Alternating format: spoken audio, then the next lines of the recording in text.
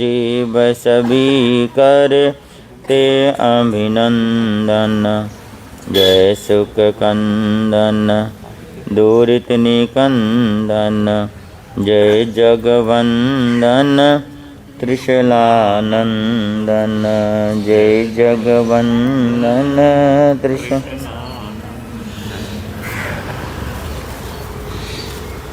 है समय नदी के धार के जिसमें सब बह जाया करते हैं।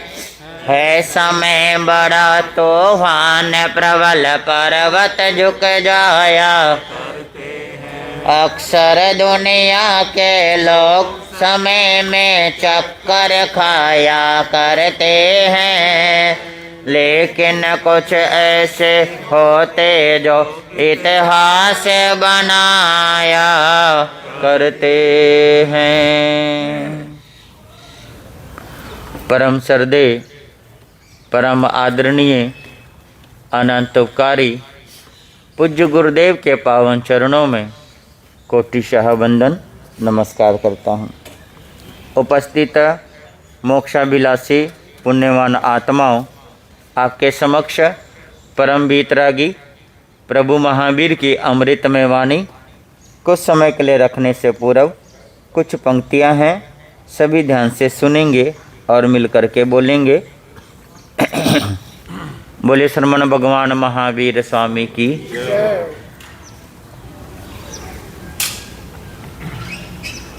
जिया कब तक उलझेगा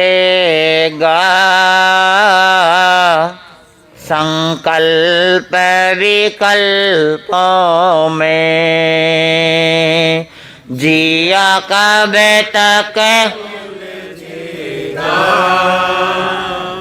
संकल्प विकल्पों में। कभी जन्म का दुख झेला, कभी मरण का दुख पाया। कभी जन्म का दुख झेला, कभी मरण का कभी रोग बुढ़ापे से पीड़ित हुई यह काया। कभी रोग बुढ़ापे से पीड़ित हुई पहचान लक्ष्य अब तो क्यों खोया विकल्पों में। जिया कब तक उलझेगा संकल्प विकल्पों में। जिया कब तक उलझेगा संकल्प भटका चहुगतियों में भव भ्रमण अनंत किए। भटका चहुगतियों में भव भ्रमण अनंत सुख पाने के खातिर क्या क्या नहीं पाप किए। सुख पाने के खातिर क्या क्या नहीं पाप किए। पापों के फल मिलते आंसू और आहों में। जिया कब तक उलझेगा संकल्प विकल्पों में। जिया कब तक उलझेगा संकल्प विकल्पों में। विषयों का सुख पाकर तपस्यम को भूला। विषयों का सुख पाकर तपस्यम को भूला। ले डूबेगा तुझको जिस सुख में तो भूला। ले डूबेगा तुझको जिस सुख में तो भूला। यह जीवन बीत रहा झूठे संकल्पों में। जिया कब तक उलझेगा संकल्प विकल्पों में। जिया कब तक उलझेगा संकल्प विकल्पों में। गौतम को प्रभु कहते दुर्लभ यह जन्म मिला। गौतम को प्रभु कहते दुर्लभ यह अब मत परमाद करो। मन को कर लो उजला। अब मत परमाद कर मन को कर यह कदम न रुक पाए। मुक्ति की राहों में जिया कब तक उलझेगा संकल्प विकल्पों में। जिया कब तक उलझेगा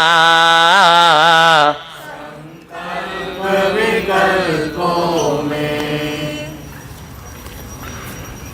दानान सेठम अभय पयानम साचे सुआन वाजाम वयंती तवेशु ओतमं बम्बचेरम लोगो तमेसा मने नाय पोते।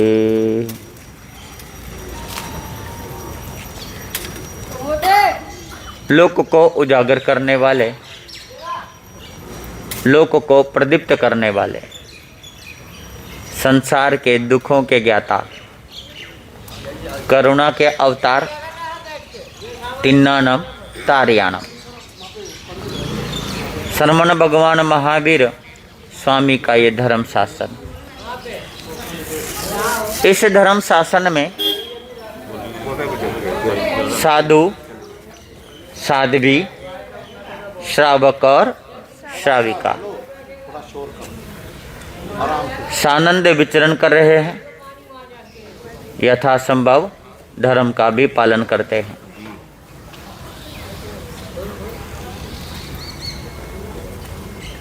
धर्म का जो पालन है वो चारों ही तीर्थों के लिए कहा है।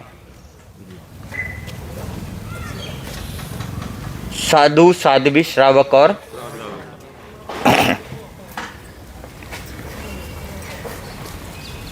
धर्म का भार भी सबके ऊपर रहता है, किसी एक के ऊपर नहीं रहता।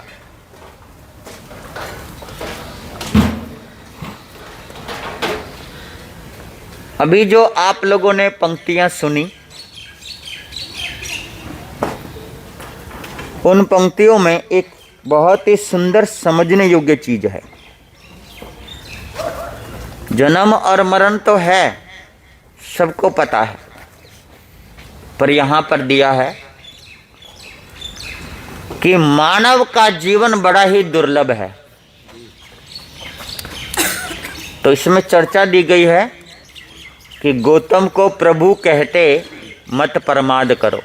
क्या ना करो? मनुष्य का जीवन बहुत मुश्किल से क्या है? हाँ, मत प्रमाद करो, मन को कर लो उजला। क्या कर लो? किसको? मन को। तन को उजला कर लिया, तन को साफ कर लिया। सुबह उठते ही गर्म पानी करो। हाँ जी, कहाँ जाओ? सुबह सुबह आप लोग उठते हैं, आज भी सबने ऐसे ही किया।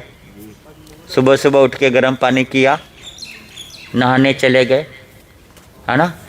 थोड़ा सा मेकअप कर लिया, थोड़े से शीशे में देख लिया, मैं अच्छा लग रहा हूँ या मैं अच्छी लग रही हूँ। समझ रहे? इस तन की सजावट से लोगों को अच्छे लगेंगे। किसको? समझना बात को, एक पते की बात बताने जा रहा हूं।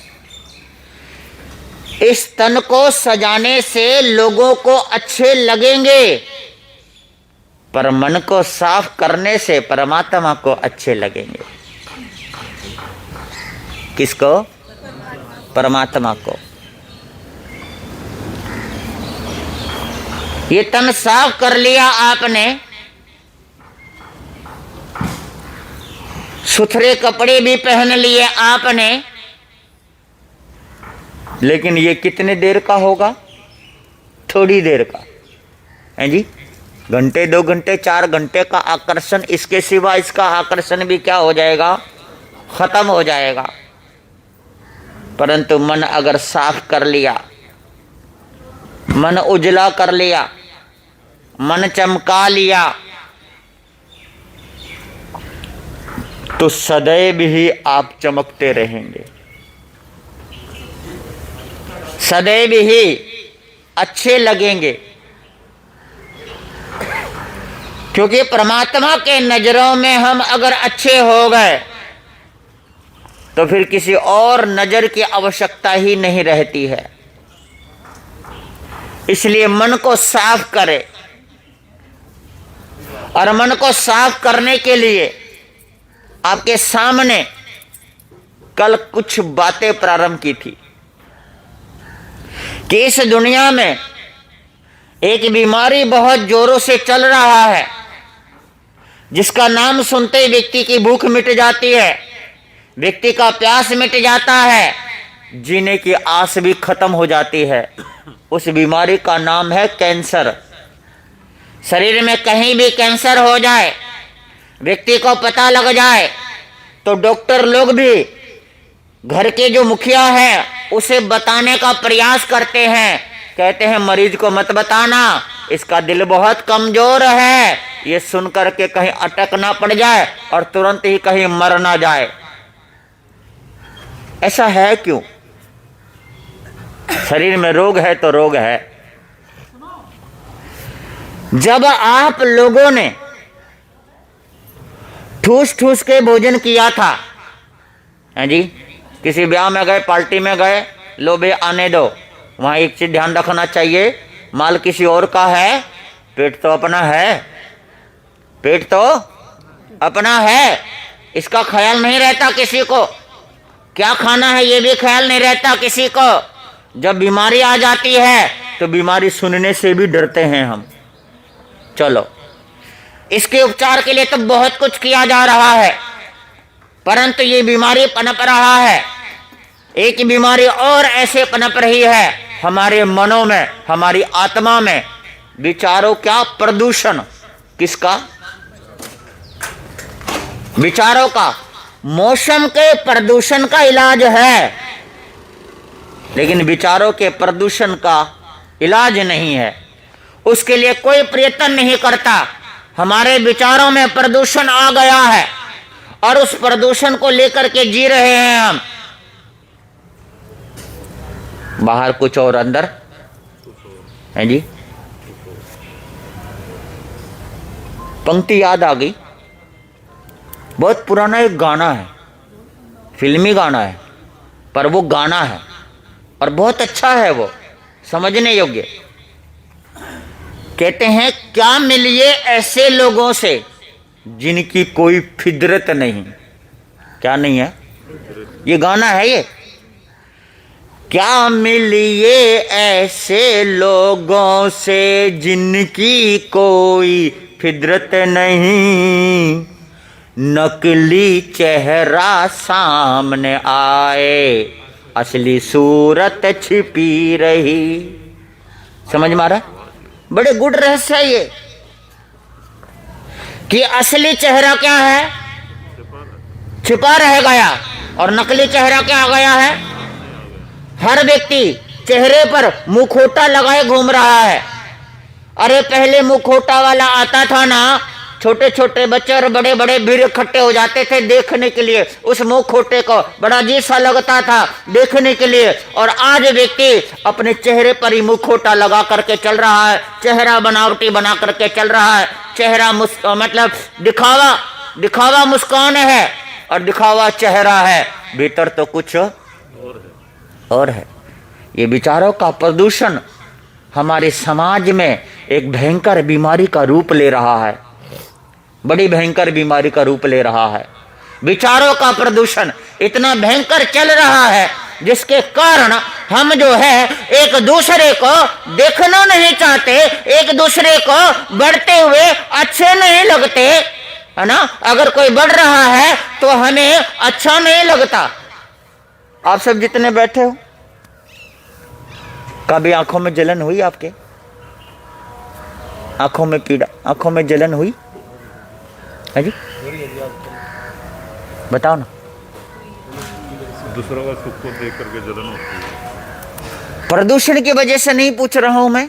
आंखों में जलन, आंखों में जलन क्या होती है? बच्चा ये सोचता मेरे नंबर कम क्यों आए, उसके क्यों ज्यादा आए। व्यापारी सोचता उसका व्यापार बढ़ रहा है, दुकानदार सोचता उसके दुकान पे ग्राहक है, मेरे पे क्यों नहीं है ना। साधु सोचता है उसके पास अधिक आने ही नहीं चाहिए, चाहे कुछ भी हो जाए, उसका काम होना ही नहीं चाहिए, चाहे कुछ भी हो जाए। दाह जलन आंखों में, ये प्रदूषण है विचारों के। और ये प्रदूषण विचारों के, है ना, भगवान महावीर ने ये कहा है कि पता नहीं कितने साधु, कितने आचार्य, कितने उपाध्याय, कितने साधु जो हमारी नजरों में बहुत अच्छे हैं, सब नरक में जाएंगे। जब ऐसे करेंगे तभी तो नरक में जाएंगे ना। समाधान है ये। अगर प्रश्न मन में आए तो इसका समाधान है कि ऐसे जो साधु है, ऐसे जो व्यक्ति हैं, ऐसे जो समाज है, वो नरक के भागी बनेंगे। लेकिन ये विचारों का जो प्रदूषण है ना, ये गलत है। विचारों में प्रदूषण नहीं आना चाहिए, है ना। भगवान महावीर ने आवश्यक सूत्र में चर्चा दी है। वो क्या नाम है,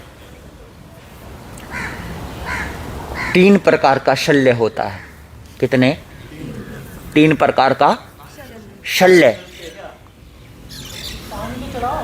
एक है माया शल्य। शल्य का मतलब कांटा होता है, और अगर वो चुभ जाए, ना निकालो तो वो नासूर बन जाता है, काटने को जरूरत पड़ जाती है, इसलिए कांटा निकल जाना चाहिए तुरंत। तो वो माया शल्य क्या है? छल करना। किसी के साथ क्या करना? छल करना, कपट करना। मुख में कुछ और, हाँ जी, मुख में कुछ और अंदर कुछ, इसको माया शल्य बोलते। छल नहीं होना चाहिए हमारे में, क्योंकि छल का जो फल है उसके आगे कोई भी हल नहीं है। छल का जो फल मिलेगा उसका कोई हल नहीं है। आप सोचो कि इसका कोई हल मिल जाए, है ना। इतना बड़ा पाप, इतने कर्म उदय में उसका कोई हल नहीं है। इसलिए सज्जनों, हमें जो है छल नहीं करना चाहिए, हमें धोखाधड़ी नहीं करना चाहिए, है ना। छल करने वाले के जीवन में छाले पड़ जाते हैं और कपट करने वाले के मुक्ति के कपाट बंद हो जाते हैं। इसलिए हमें इस चीज का ध्यान देना चाहिए कि अगर हम छल कर रहे हैं तो हम किसी और के साथ नहीं कर रहे हैं, अगर हम धोखा कर रहे हैं तो किसी और के साथ नहीं कर रहे हैं, खुद हम अपने अंदर ही धोखा कर रहे हैं, अपने आप को धोखा दे रहे हैं, किसी और को नहीं दे रहे हैं। इसलिए छल का प्रपंच रचना नहीं चाहिए। छल शकुनी ने किया था। किसने? समझ रहे? छल किसने किया? आपको पता ना उसका क्या हाल हुआ? छल दुर्योधन ने करवाया तो उसका पता ना क्या हाल हुआ। छल का साथी जो अपने समय के मृत्यु का स्वयं इच्छा मृत्यु का वरदान लेकर के आए थे, भीष्म पितामह, छल का साथी बने वो, है ना, कि बने छल के समूह में वो भी शामिल हो गए। लेकिन क्या हुआ? वो भी मारे गए। छल का साथी स्वयं द्रोणाचार्य, है ना, वो साथी बने, उनकी भी गर्दन उड़ाई गई रणभूमि में। रणभूमि में गर्दन उड़ाई गई। छल का साथी जितने भी थे, बड़ी विराट सेना थी, बहुत था, है ना, और सारे क्या हो गए? खत्म हो गए। पांचों पांडव, हाँ जी, जंगलों में भी भटके, दुख भी उठाया, लक्षागृह में आग भी लगाया, सब कुछ किया, पर उनके जीवन में एक ही था, धर्म, भगवान, है ना। और अंत में क्या हुआ? छल का कोई हल नहीं निकला। छल वाले खत्म हो गए, नष्ट हो गए, है ना, और धर्म वाले क्या हो गए? जीत गए। जीत किसकी हुई? हमेशा सत्य की। पांडव जीत गए। तो ये चीजें चर्चा दी गई यहाँ पर कि माया जो शल्य है, वो शल्य हमारे जीवन में नहीं रहना चाहिए। मन को साफ करो, मन को उजला करो। तन को बहुत चमका लिया, बहुत ध्यान रखते हैं, घर का ध्यान रखते हैं, फर्श का ध्यान रखते हैं, फर्श बहुत सुंदर होना चाहिए। यहाँ इतनी मिट्टी क्यों है ना, तन पे मिट्टी क्यों है, वस्त्र पर मिट्टी क्यों है। हम कहीं पर बैठ करके उठते हैं, हल्की सी मिट्टी लग जाए तो 4 जने इकट्ठे हो जाते हैं, भाई थोड़ा सा ये झाड़ ले, मिट्टी लग गई है तेरे, है ना। हम भी प्रयास करते हैं, दूसरा भी कहता है हमारी माँ, हमारे पिता, हमारा भाई, लेकिन हमारे मन पे मैल आया ना, है ना, झूठ और कपट का, छल का, ना हमारी माँ बोलती, ना बापू बोलता, ना भाई बोलता, ना बहन बोलती है, ना परिवार बोलता, ना समाज बोलता, कोई नहीं बोलता, बल्कि उस छल का साथी सब हो जाते हैं। छल का साथी सब हो जाते हैं, सब जुड़ जाते हैं, है ना, सब साथ देने के लिए तैयार हो जाते हैं। परंतु सज्जनों, मैं आपको ये बता दूं कि छल का फल कोई हल नहीं है, बड़ा दुखदाई होता है। इसलिए इस चीज का थोड़ा सा क्या रखना है? ध्यान रखना, कपट रखना, कपट नहीं करना। आपको पता है छल करने वाले तिर्यंच गति में जाते हैं, मूक पशु बनते हैं, काटे जाते हैं, बेमौत मारे जाते हैं, ऐसा होता है। और छल करने से अगर उसके थोड़े से भी अच्छे कर्म है, फिर भी वो छल कर रहा है, तो हमारी माताएं बनती हैं। आप सब जितनी माताएं हो ना, पिछले जन्म में छल करके आए हो आप लोग। और आप लोगों को पता है आपके जीवन में एक जीवन में बहुत बड़ी कमी है, वो मैं आपको बताने जा रहा हूं। चाहे आधुनिक जमाने में दुनिया कितनी आगे बढ़ गई हो, उसके बावजूद भी मैं आपको बता रहा हूं, फिर भी एक सबसे बड़ा डिफॉल्ट है जीवन में, बहुत बड़ी कमी है जीवन में। कितने आगे बढ़ा लो दुनिया को, फिर भी कहीं ना कहीं कमी है। बचपन से लेकर जवानी तक माँ बाप के अधीन, जवान होने के बाद पति के अधीन, और बुढ़ापे में बेटे के अधीन, पूरी जिंदगी अधीनता में बीत गई। क्या फायदा रहा स्वतंत्रता का या किसी चीज का? ये फल किस लिए मिला है? छल के कारण। पिछले जन्म में क्या किया है आप सब ने? छल किया है। ये शास्त्रों की चर्चा कर रहा हूं, किस लिए कि आप सभी ध्यान दें। और हम लोगों में से, इन लोगों में से अगर किसी ने इस जन्म में छल किया तो पूरे पिछले जन्म में या तो माताएं या फिर बकरी, ऐसे बनेंगे। नहीं, ये ऐसे नहीं सुना रहा हूं मैं, शास्त्रों में चर्चा है, ये शास्त्रों में चर्चा है कि छल करने वाले का जीवन ऐसा होता है। इसलिए थोड़ा ध्यान देना है आपको कि छल नहीं होना चाहिए। विचारों की जो प्रदूषण है उसे दूर करे, विचारों में शुद्धता लेकर के आए, क्योंकि विचारों में शुद्धता आई तो आचरण में भी क्या आ जाएगी, शुद्धता आ जाएगी। इसका ध्यान रखना है आपको। आगे मैं बता रहा हूँ थोड़ा सा। माया शल्य है ये, और दूसरा है निदान शल्य। क्या? निदान। निदान शल्य एक से एक बढ़ के, माया शल्य खतरनाक बहुत, निदान शल्य उससे भी खतरनाक बहुत, और तीसरा शल्य उससे भी खतरनाक बहुत। जैसे कीकर का कांटा, ध्यान देना, किसका? कीकर का कांटा बहुत पतला होता है, छोटा भी होता है, चुभ जाए बड़ी वेदना होती है। बबूल का कांटा इतना बड़ा होता है, सफेद रंग का, चुभ जाए तो बहुत भारी वेदना होती है।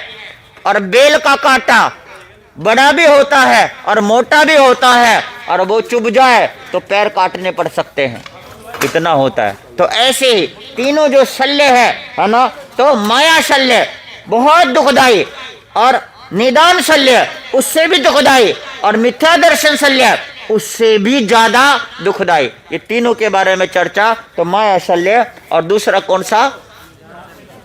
निदान। अब निदान को समझना, निदान का मतलब क्या है? निदान का मतलब है जो हम माला करते हैं, सामाई करते हैं, व्रत करते हैं, उसे बेच देना। क्या कर देना? क्या कर देना? कैसे? खाटू श्याम गए, भगवान मैं सवा मनी चढ़ाऊंगा, बस मेरा व्यापार अच्छा हो जाए।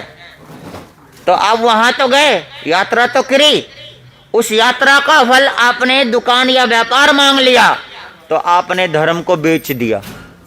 क्या कर दिया? बेच दिया। तपस्या करी, ये हमारी माताएं, करना नहीं चाहिए वैसे तो, परंपरा चल रही, आप चला रहे हो। जैसे कौन सा जी, इनकी लंबी उम्र के लिए क्या बोले उसने? हाँ, होता नहीं किसी का, कितनी मातें मतलब करवा चौथ करके विधवा बैठी हुई है, कोई खास बात नहीं है। तपस्या करो कर्म निर्जरा के लिए, तपस्या करो परमात्मा को प्राप्त करने के लिए, है ना। लेकिन उम्र होती नहीं किसी की लंबी, और उम्र होगी भी कैसे? उसमें भी बेईमानी करते हैं।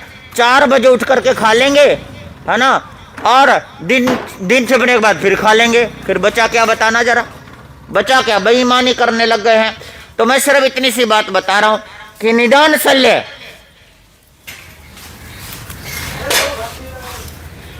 एक शायर ने लिखा है बहुत सुंदर बात, वो मैं सुना रहा हूं।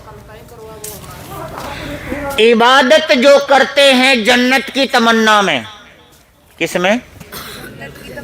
स्वर्ग, इबादत, है ना, खुदा की।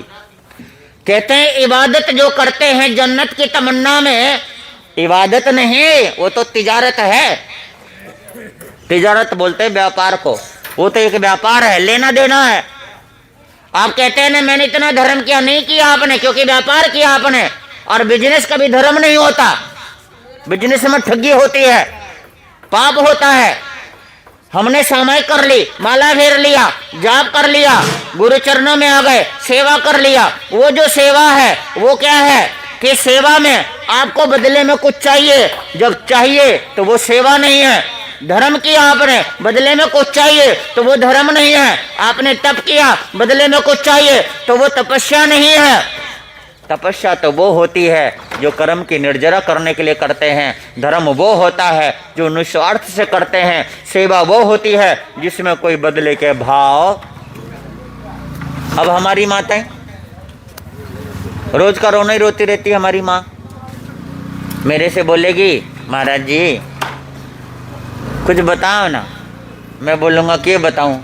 कब बताओ ना महाराज जी, मारे हाथ में न जस को नहीं, मैं सबका करूं, नंद का, दुरानी का, जिठानी का, भाबज का, सबका करूं, पर भलाई सही को नहीं।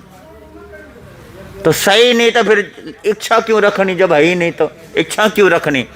तो ये जो सवाल है ना, ये सवाल ये कहता है कि आपके भीतर सेवा का भाव नहीं है। सेवा का वाहवाही का भाव है, और वाहवाही का भाव इच्छा रखने वाला धर्म नहीं कर सकता।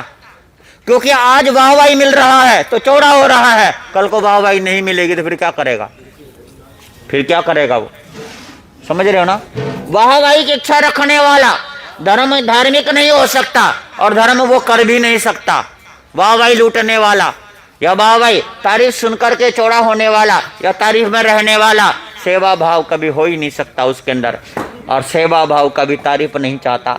दानी व्यक्ति कभी नाम नहीं चाहता। दान तो छिपा कर देना चाहिए, छपवा करके नहीं देना चाहिए। दान वही कहलाता है। सज्जनों, विचार कीजिए ना। निदान शल्य क्या करना? बेच देना। क्या करना? बेच देना। मैं आप सबको भगवान महावीर स्वामी की सभा याद दिला रहा हूं कि भगवान महावीर स्वामी की सभा में, किसमें? सभा में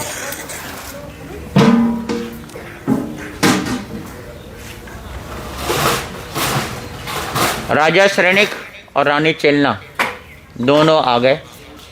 उन दोनों को देख करके साध्वियों के मन में ख्याल आया, अगर मेरी तपस्या में बल है तो चेलना जैसी रूपवती बनूं और राजा श्रेणिक जैसा पति मिले मेरे को।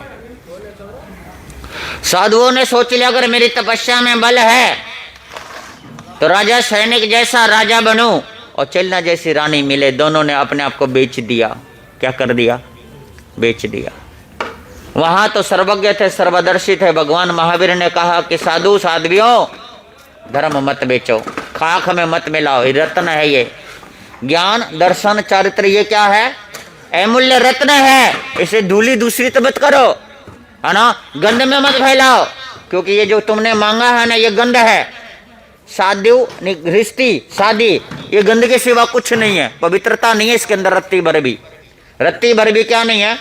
ये तो मोह की लालसा और वासना की लालसा शादी करवा देती है। अन्यथा शादी और ब्याह गृहस्थी ये तो पवित्रता तो हो ही नहीं सकती। अपवित्र है ये जीवन,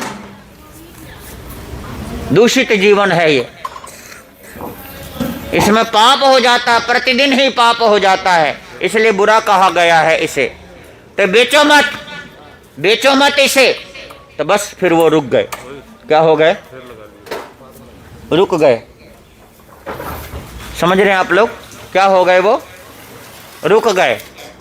और मैं आपको बता रहा हूं, समझना थोड़ी सी बात, मैं याद दिला रहा हूं।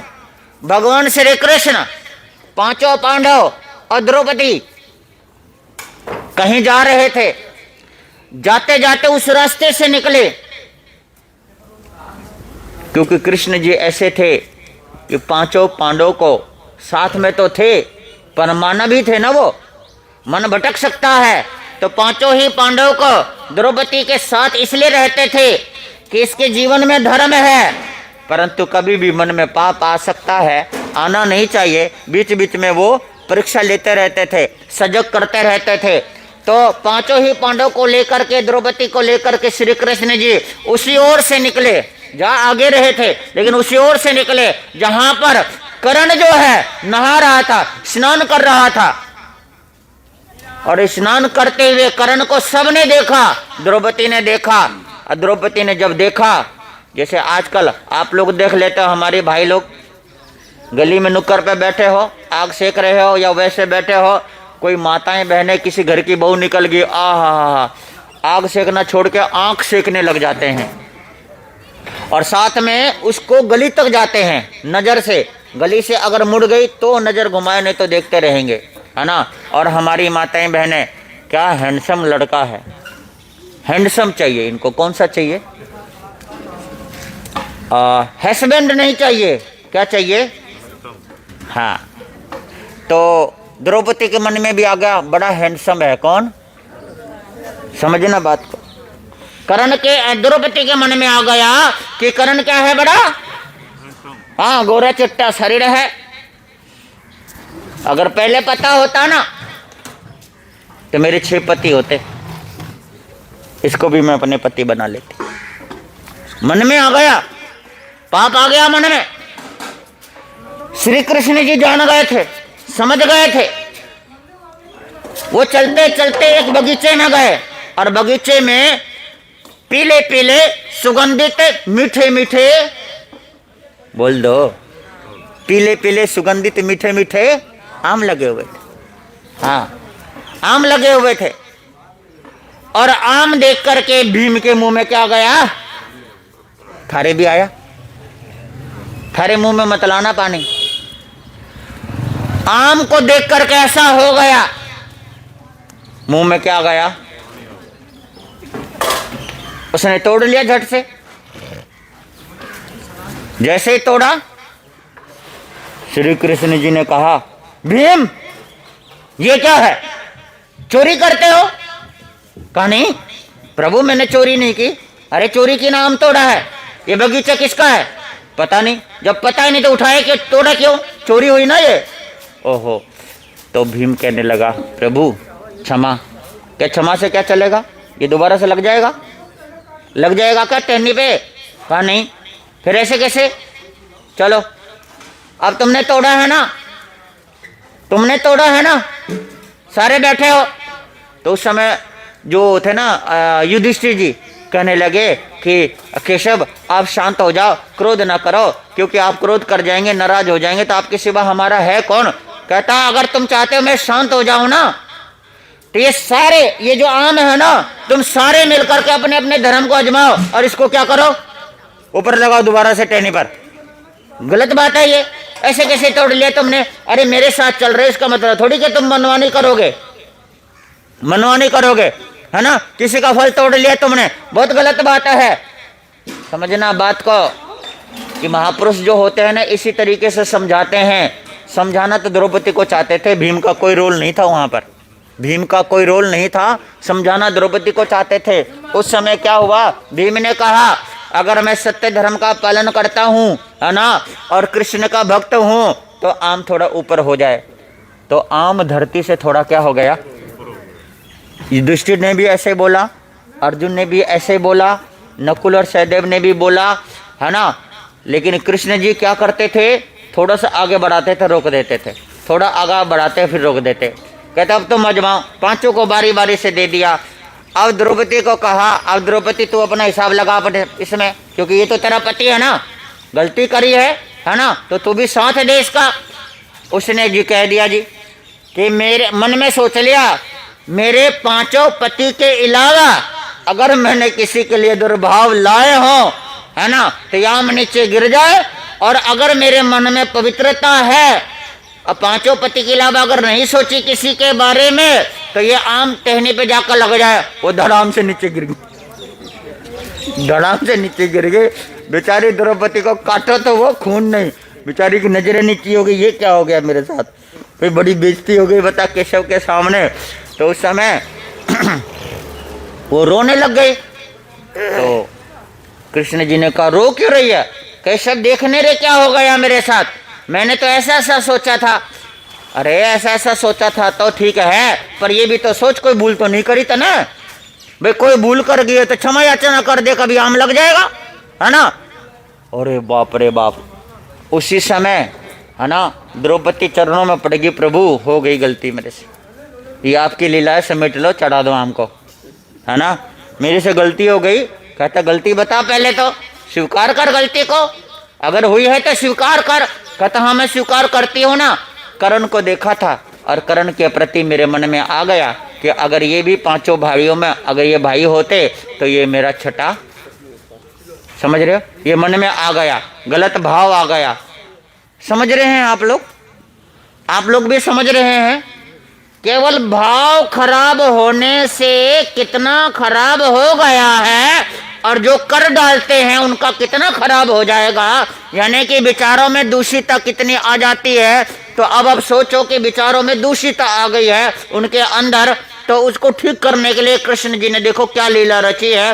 तो मैं सिर्फ इतना कह रहा हूं कि जो छल करने वाले हैं उनके साथ कितना बुरा हो जाता है, और जो धर्म करने वाले हैं उनके अंदर कितना अच्छा हो जाता है। और बहुत बार ऐसा होता है, आप लोग जितने भी हो ना, बहुत कुछ देखते हो और बहुत कुछ जानते हो, लेकिन फिर भी आप सवाल करते हो कि बहुत बार आप सवाल करते हो कि हम अच्छे चल रहे हैं, अच्छे मार्ग पर चल रहे हैं, फिर भी जीवन में दुख क्यों आता है। तो मैं आपको बता दूं, जैसे मूवी आप लोग देखते हो ना, और मूवी में क्या होता है, अगर किसी मूवी में कोई विलेन ना हो तो फिल्म देखने का मजा नहीं आता। फिल्म में फिल्म में विलन होना चाहिए और जीवन में भी विलन होना चाहिए। राम के जीवन में भी रावण विलन था, कृष्ण के जीवन में भी कंस विलन था, है ना। बड़े बड़े महापुरुष हुए हैं, हमारे जीवन में भी कई सारे विलन हैं और थारे जीवन में भी कई सारे विलन हैं। लेकिन एक चीज और बता दो, विलन विलन का रोल करता है, धर्म धर्म का रोल करता है। शुरू में लगता है कि धर्म करने वाला दुख पा रहा है, शुरू में लगता है पांचों पांडवों ने दुख उठाया, शुरू में लगता है कि हीरो ने दुख उठाया, बाद में इतनी दुर्गति होती है विलन की कि उसका नामो निशान भी नहीं रहता। जीत तो हमेशा सत्य की होती है। इसलिए सज्जनों, मैं आपको सिर्फ इतना बता रहा हूं कि धर्म को बेचना नहीं है कभी भी। क्या नहीं करना? धर्म को बेचना नहीं है। कई बार आप सभी गुस्से में आ जाते हो, माताएं गुस्से में आ जाती है, हे प्रभु अगर मैंने सच्चे दिल से माला फेरी है ना तो बस उसका बुरा कर दो प्रभु। ये बेचना हो गया। क्या हो गया? बुरा नहीं, बुरा नहीं। अगर आपके साथ बुरा हो रहा है तब भी ऐसा नहीं सोचना। धर्म करते वक्त धर्म ही होना चाहिए जीवन में, और कुछ नहीं होना चाहिए। निदान सल्ले, निदान नहीं करना, धर्म को क्षति नहीं पहुंचाना, धर्म को बदनाम नहीं करना, सत्य को बदनाम नहीं करना, निदान नहीं करना चाहिए कभी भी व्यक्ति को। निदान सल्ले, ये जो निदान है, हम किसी के लिए बुरा सोच लेते हैं या हम व्यापार करते हैं, ये तो बनिए की दुकान हो गई। लेकिन धर्म के साथ, भगवान के साथ ना करो ऐसा, कभी ना करो ऐसा किसी से भी, है ना। कोई भी भगवान है, आप चाहे राम को मानो तब भी बहुत अच्छा है, कृष्ण को मानो तब भी अच्छा है, हनुमान जी को मानो तब भी अच्छा है, भगवान महावीर को मानो तब भी अच्छा है। जिसको मानना है मान लो। आपको पता है हमारी दुनिया में लड़ाई है, तेरा मेरी है, भगवान की दुनिया में कोई तेरा मेरी नहीं है। आत्मा एक है, धर्म एक है और परमात्मा भी एक है। भेद तो हमने कर रखा है, भेद हमारा है, भेद उनका नहीं है। सत्य एक है, सत्य सत्य में विलीन हो जाता है ना सज्जनों। देह अलग है पर आत्मा तो हमारी सबकी एक ही है। हमने भेद डाल रखा है, परमात्मा ने भेद नहीं डाल रखा है। उसके बावजूद भी परमात्मा ये कहते हैं, धर्मशास्त्र ये कहते हैं, मान लो पर मानने के साथ साथ व्यापार ना करो। राम का नाम लेते समय राम से कुछ ना मांगो। मैं तो इसलिए तो आप लोगों को बहुत बार कहता हूँ, आप सब जितने बैठे हैं आप लोग ही बता दो, मैं प्रश्न कर लेता हूँ। आप बताओ, आप सब जितने भी बैठे हैं, क्या आप सब राम को मानते हैं? आप सब राम को चाहते हैं? बोलो ना। कृष्ण को चाहते हैं? महावीर को चाहते हैं? नहीं चाहते। मेरी माँ बताओ ना, मेरी माँ जितनी बैठी है ना, बापू को चाहते हो हमारे? आप लोग अपने पति को चाहते हैं? बोलो हाँ ना, बोल तो दो। हाँ जी, आप पत्नियों को चाहते हो? कितना झूठ बोलते हैं बताओ। सामने के सामने तो ना बोलो। आप राम को नहीं मानते, नहीं चाहते आप उनको, कृष्ण को भी नहीं चाहते, महावीर को भी नहीं चाहते, आप पत्नी को नहीं चाहते, आप पति को नहीं चाहते। और मैं बता रहा हूं, आप पति को चाहते नहीं हो, पति से चाहते हो कि मेरा पति ऐसा हो, मेरा पति ऐसा करे, पति से चाहते हो, पति को नहीं चाहते। भगवान को नहीं चाहते, भगवान से चाहते हो, भगवान मेरी दुनिया में ऐसा हो जाए, मेरी जिंदगी में ऐसा हो जाए, भगवान से चाहते हो, भगवान को नहीं चाहते कभी। समझ में आ रहा है मेरी बातें? हैं जी? आप बेटे को नहीं चाहते हो, बेटी को नहीं चाहते हो, बेटी से कि मेरी बेटी ऐसी हो। बेटी से कोई लेना देना नहीं है, बेटी ऐसी हो। आपका मन का अगर ना करे बेटा या बेटी, फिर देखो आपके अंदर क्या हुआ है, जाना डूब मर लेना कहीं पर, है ना, कौम का ना काज का, दुश्मन अनाज का। हे भगवान, मैं इससे अच्छा तो पत्थर जाम लेते, सिलवट्टे के काम तो आता, ये खड़ूस कहां से पल्ले पड़ गया। होवे नहीं होवे तो आप उसको कहां चाह रहे, उससे चाह रहे हो। भगवान को नहीं चाहते, भगवान से चाहते हैं। गुरु को नहीं चाहते, गुरु से चाहते हैं। से सिर्फ को नहीं, से, है ना। हम नहीं चाहते किसी को, हम नहीं चाहते। हमारी चाहत तो केवल मन के अनुकूल अगर हो गया तो हमारी चाहत है, और मन के अनुकूल नहीं हुआ तो हमारी चाहत सूख जाती है, हमारी चाहत खत्म हो जाती है।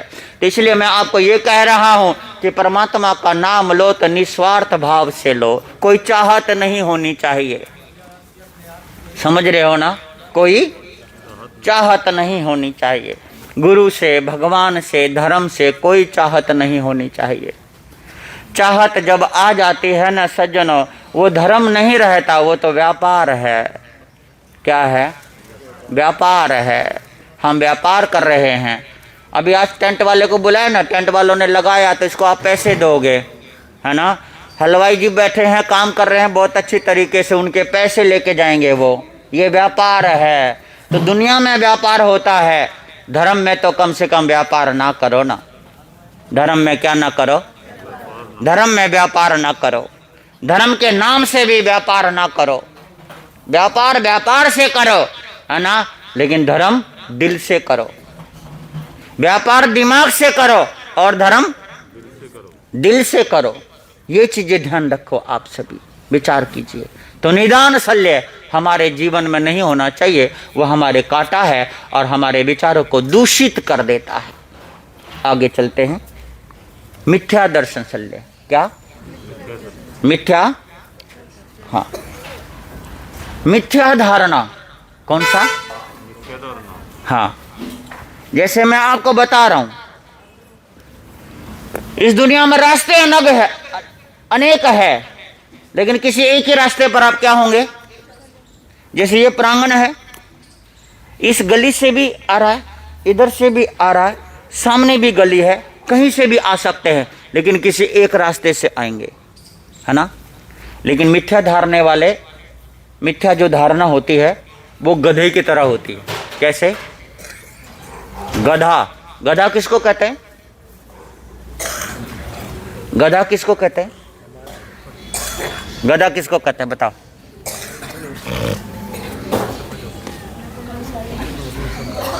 बोलो तो। गधे नहीं देखे हैं जी? देखे तो कैसे होते हैं गधे? गधा किसे कहते हैं? मैं बता रहा हूं, जिसकी धारणा गलत हो वो गधा। और हम लोगों में भी अगर धारणा गलत है तो क्या है हम? जिसकी धारणा गलत हो वो गधा। और धारणा गलत कैसे? कि एक बार आजमाने के लिए गधे के मालिक ने गधे के सामने घास की 2 पोली रख दी, अलग अलग। गधा सामने है, एक इधर रख दिया, एक इधर रख दिया। अब गधा सोच रहा है, क्योंकि वो गधा है इसलिए सोच रहा है, धारणा गलत है इसलिए सोच रहा है। वो कहता है ये खा लूं पहले, तो सोचने लगा ये इसने क्या बिगाड़ा है, चलो इसको खा लूं। कहता है अच्छा पहले उसी को खा लूं, वो सही है। फिर सोचता है इसे खा लूं, वो सोचता रहा, ना इसे खाया ना उसे खाया। 2 दिन बीत गए, 3 दिन बीत गए, चौथे दिन वो गया और वो गया, घास पड़ी रहेगी। हमारी धारणा भी ऐसी है, गधे की तरह, गधे की तरह धारणा बन जाती है। आजकल 1-2 बच्चे आपके घरों में हो जाते हैं, उनकी भी धारणा गलत है। 12वीं पास कर ली, कॉलेज का एडमिशन लेना है, ये नहीं पता उन्हें करना क्या है। गधे हैं ना, धारणा गलत है, ये नहीं पता करना क्या है। हमने जन्म लिया, रोटी खा ली, है ना, होश संभाल लिया, और फिर भी हम सोच रहे हैं मेरे जीवन का उद्देश्य क्या है, हम किस लिए आए हैं धरती पर, क्या करना चाहिए हमें, क्यों करना है हमें, क्या करना है। वह धारणा गलत है ना, हमारी सोच में पड़े रहते हैं ना। अरे जीवन का धारणा एक ही है कि जीवन में हम आए हैं ना आत्मा का कल्याण करो, इसके सिवा दूसरा और तीसरा कोई धारणा ही नहीं है। जीवन इसलिए मिला है, मनुष्य का जीवन हमारा मिला ही इसलिए है कि हम आत्मा से परमात्मा में विलीन हो जाए, इस आत्मा को परमात्मा में तक लेके जाना है। ये जीवन के, ये जो मनुष्य जीवन है सीढ़ी है हमारा ऊपर चढ़ने का, और जो व्यक्ति ऊपर ना चढ़ के नीचे गिरता है, गलत धारणा में लगा रहता है, गलत मंतव्य उसके अंदर रहता है, उसका कोई लाभ भी नहीं है। हमारी धारणा अच्छी होनी चाहिए। तो ये जो मिथ्या दर्शन शल्य है ना, ये बहुत खतरनाक है। ये बेल के कांटे की तरह है, बहुत खतरनाक है। इसलिए हमें ध्यान देना है। मिथ्या दर्शन शल्य, मिथ्या धारणों में व्यक्ति जीता है। मिथ्या, झूठ और कपट को साथ लेकर के चलता है। मिथ्या, गलत गलत गलत राह पर, गलत ट्रैक पे चलता है। समझ रहे हैं ना? हमारा हिंदुस्तान प्रयास कर रहा है कि हमारा हिंदुस्तान दुश्मनों से रक्षा हो जाए। क्या हो जाए? शत्रुओं से क्या हो जाए? रक्षा हो जाए। बॉर्डर पे बहुत कुछ अच्छा किया जा रहा है। क्या किया जा रहा है? बहुत कुछ अच्छा किया जा रहा है, ताकि हमारे देश के ऊपर कोई भी दुश्मन लोग आना, बहुत सारे हथियार भी तैयार किए जा रहे हैं। इस देश को सशक्त किया जा रहा है, मजबूत किया जा रहा है, बहुत कुछ किया जा रहा है। परंतु हमारी एक गलती बहुत बड़ी होती जा रही है इस देश के लिए। क्या हो सकता है तो आप समझ जाना, मैं कुछ समझाना चाह रहा हूं। हो सकता है तो समझ जाना। देश को, खजाने को, पहले समझना, खजाने को चोरों से नहीं पहरेदारों से खतरा है। किसको? खजाने को। खजाने को चोरों से नहीं पहरेदारों से खतरा है। इस देश को दुश्मनों से नहीं, देश के गजदारों से खतरा जो हमारे भीतर है ना, देश के गजदारों से खतरा है। और धर्म को आज की नई पीढ़ी से नहीं, बल्कि धर्म के ठेकेदारों से खतरा है। बॉर्डर पे सेना तो तैनात कर दिया, लेकिन भीतर जो हमारे गजदार बैठे हैं और रोजाना ही पनप रहे हैं, उसकी तरफ तो कोई छानबीन हो नहीं पा रही है। वो भी तो जरूरी है ना, वो भी जरूरी है ना। हमारी गलती यहीं पर है कि हम जो है गलत चीजों पर चल रहे हैं, गलत चीजें कर रहे हैं। सुभाष चंद्र बोस की एक बात याद कर लो, उन्होंने ये कहा था कि हे माताओं, तुम एक अच्छी संतान दो, मैं तुम्हें एक अच्छा राष्ट्र दूंगा। सीधा सीधा हिसाब है, और हकीकत भी यही है। मिथ्या धारणा, मिथ्या धारणा में हम चल रहे हैं, मिथ्यात्व को पनप दे रहे हैं। वो पनप रहा है प्रतिदिन, प्रतिदिन ही पनप रहा है। मानो भगवान को मानो, परंतु भगवान को मानने से ज्यादा भगवान की मानो, है ना।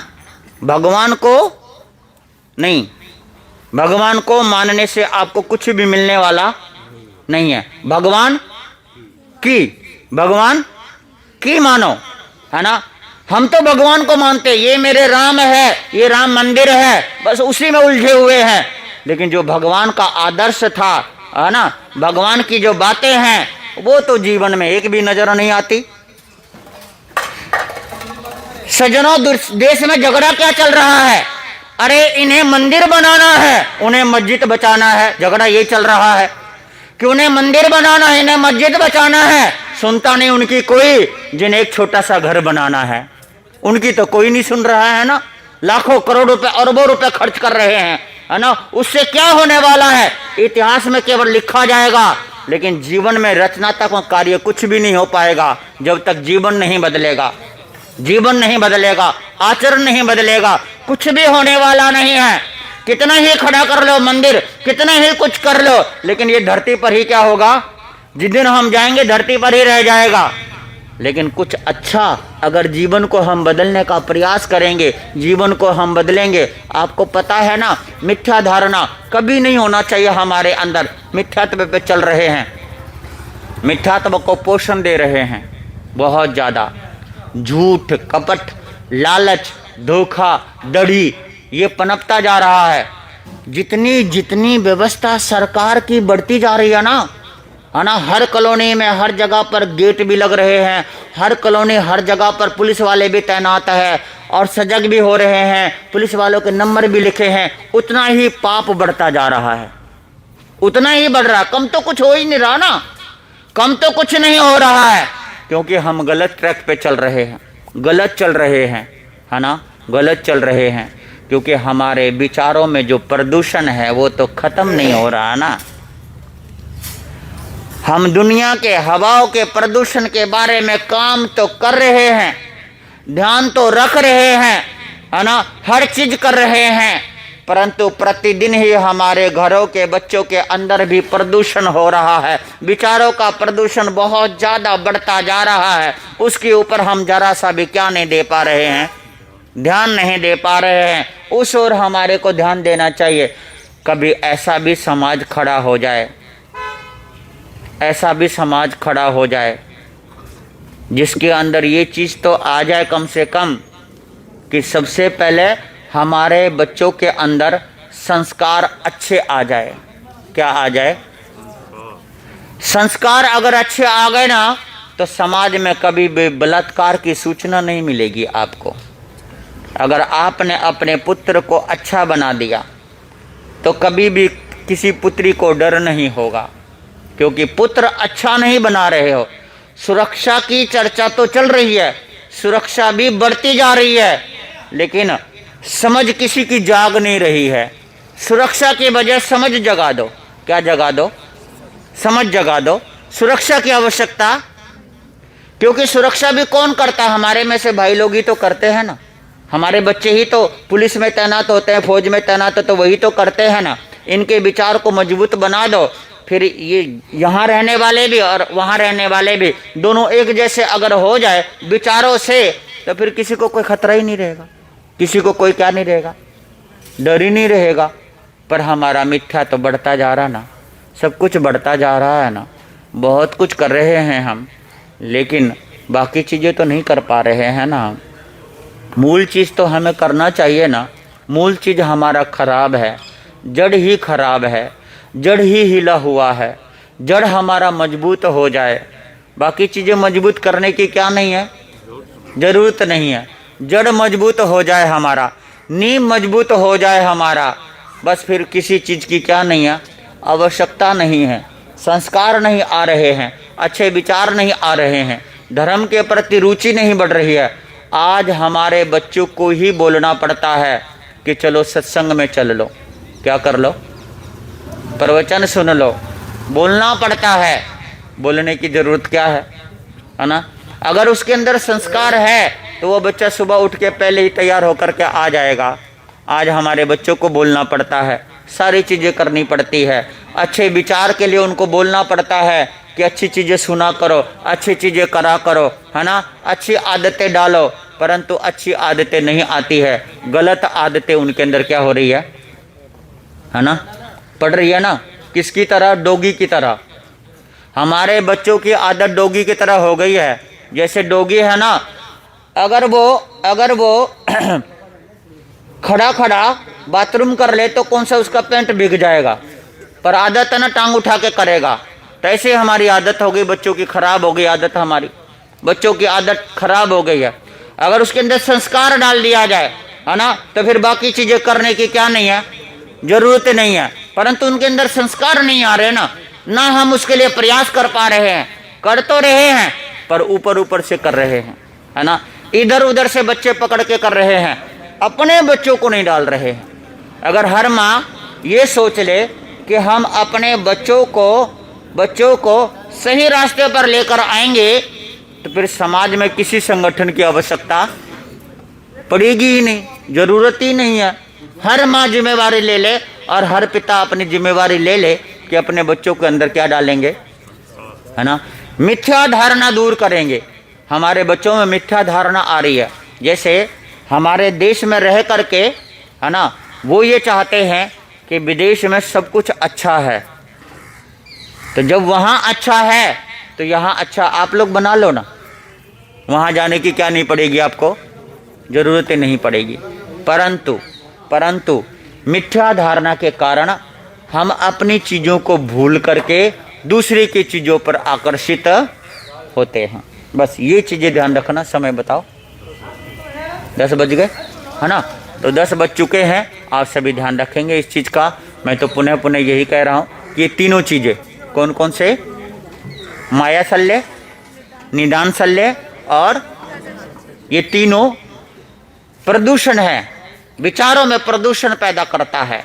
बस ये तीनों चीज़ों को ठीक कर लीजिए, है ना? तीनों चीज़ों को ठीक कर लिया तो आपका जीवन अपने आप में एक आदर्श जीवन हो जाएगा, अपने आप में मंगलमय जीवन हो जाएगा।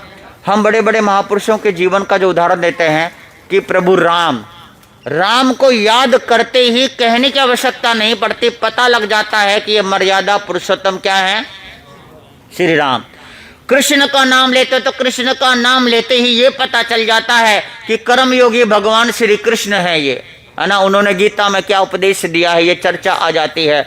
भगवान महावीर का नाम लेते हैं तो उनके जीवन के बारे में पता लग जाता है। तो हम सब के बारे में नहीं पता चलता, हमारा तो आधार कार्ड देखना पड़ता है। नहीं समझ रहे आप लोग?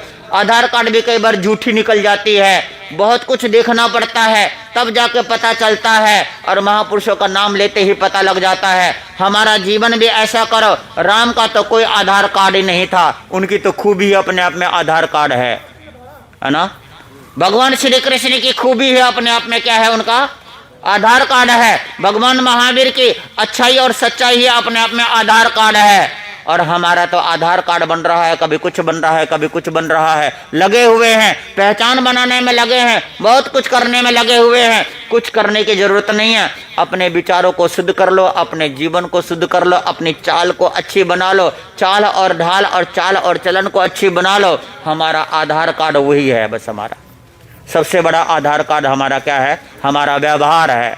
व्यवहार है तो आधार कार्ड है, और व्यवहार नहीं तो आधार कार्ड क्या करेगा, हमारा कुछ भी महत्व नहीं है उसका, है ना? सिर्फ एक फॉर्मेलिटी है ये सब चीज़ें। इसलिए आप सभी अपने आप को जीवन को ऊंचा बनाएं, मंगलमय बनाएं।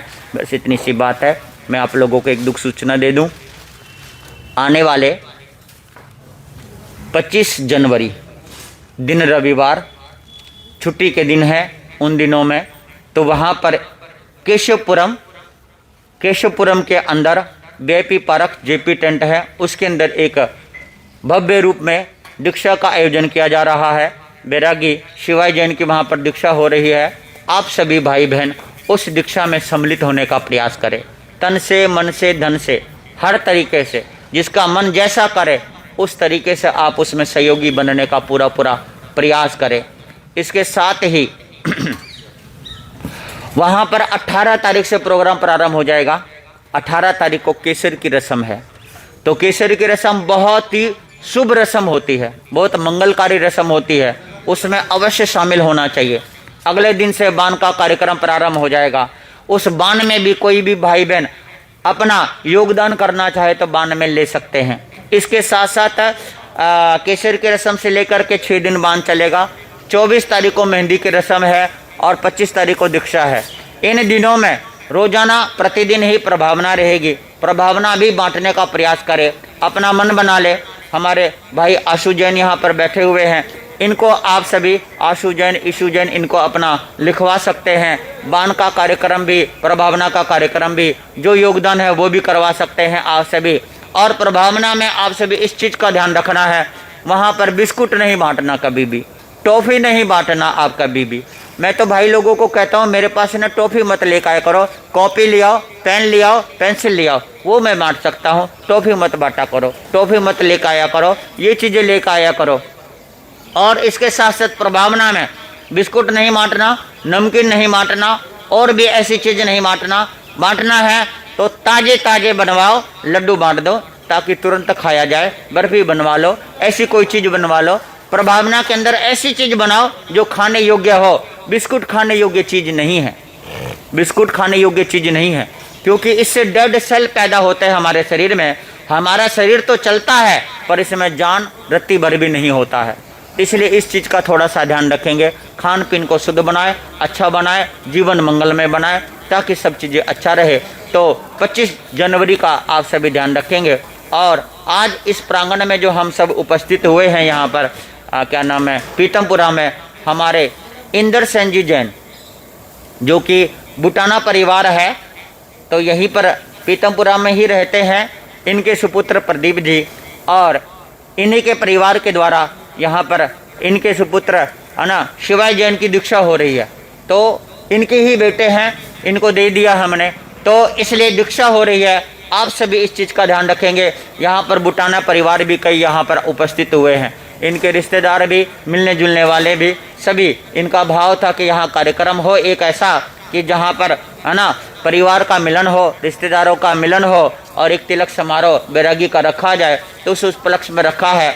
और इससे भी बड़ा उपलक्ष्य है यहाँ पर कि हमारे इंदर सेन की पोती और प्रदीप जी की सुपुत्री सुपुत्री कुमारी अन्नू जैन, जो कि 12वीं क्लास में पढ़ती है। तो ये जो है बड़े भावों की गुड़िया है ये। और आज इसका जन्मदिन है, आज इसका जन्मदिन है। इस जन्मदिन के उपलक्ष्य में ये सारे कार्यक्रम एक साथ रखा गया। तो हम सब की तरफ से जन्मदिन की क्या है, आप सब जितने बैठे हो आप सबके भी और हम सब की तरफ से बहुत बहुत मंगल शुभकामनाएं। अन्नू जैन को हम एक बार खड़ी होकर के दिखा दे भाई। अन्नू जैन की मंगल शुभकामनाएं। बैरागी की बहन है तो बड़ी शुभकामनाएं, मंगल कामनाएं, है ना। आशीर्वाद, बहुत बहुत आशीर्वाद सबके लिए। बैठ जाइए। तो सबके लिए अब जो है आपके सामने एक दो कार्यक्रम है छोटे छोटे। तो सबसे पहले डॉक्टर लवी जैन है ना, बैरागी के बहन, ये भजन सुनाएगी एक। उसके बाद बैरागी भाई एक दो शब्द आपके सामने उपस्थित रखेंगे। उसके बाद फिर कार्यक्रम जो है आगे का, क्योंकि जो तिलक समारोह है उसके बाद फिर आप लोगों के लिए सेवा का कार्यक्रम है। यहाँ पर आप लोगों की सेवा के लिए भी रखा गया है। ये सभी चर्चा चीजें। और आज पीतमपुरा के हमारे महामंत्री जी यहाँ पर उपस्थित है, हतवाले वाले। तो जैन साहब एक बार आप ये भोले भाले हैं, एक बार अपनी तरफ से बुलवा देना इन परिवार की तरफ से कि सबके समाज की भोजन व्यवस्था है और ये कार्यक्रम हुआ है, ऐसा एक बार बुलवा। थोड़ी देर देख ले। अच्छा ठीक है, बोलो करो। हाँ दे दो दे दो दे दो।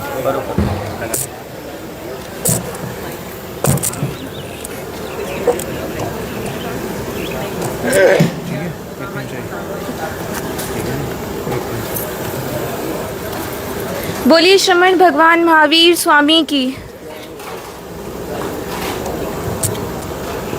पाठ पर विराजित गुरुदेव के पावन चरणों में मेरा कोटि कोटि वंदन तथा यहाँ पर उपस्थित धर्म प्रेम बंधुओं को भी सादर जय जिनेंद्र। मैं गुरु चरणों में एक भजन प्रस्तुत करने जा रही हूँ, कृपया मेरा सहयोग दें।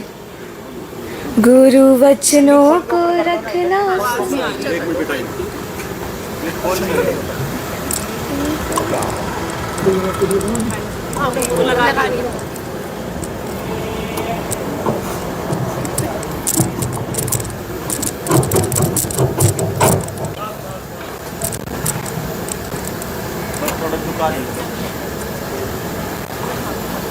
ले बेटा फिर ना देख। गुरु वचनों को रखना संभाल के, एक एक वचन में गहरा राज है। जिसने जानी है महिमा गुरु की, उसका डूबा कभी ना जहाज है। गुरु वचनों को रखना संभाल के, एक एक वचन में गहरा राज है। जिसने जानी है महिमा गुरु की, उसका डूबा कभी ना जहाज है। उसका डूबा कभी ना जहाज है। दीप जले और अंधेरा मिटे ना, ऐसा कभी नहीं हो सकता। दीप जले और अंधेरा मिटे ना, ऐसा कभी नहीं हो सकता। ज्ञान सुने और विवेक न जागे, ऐसा कभी नहीं हो सकता। ज्ञान सुने और विवेक न जागे, ऐसा कभी नहीं हो सकता।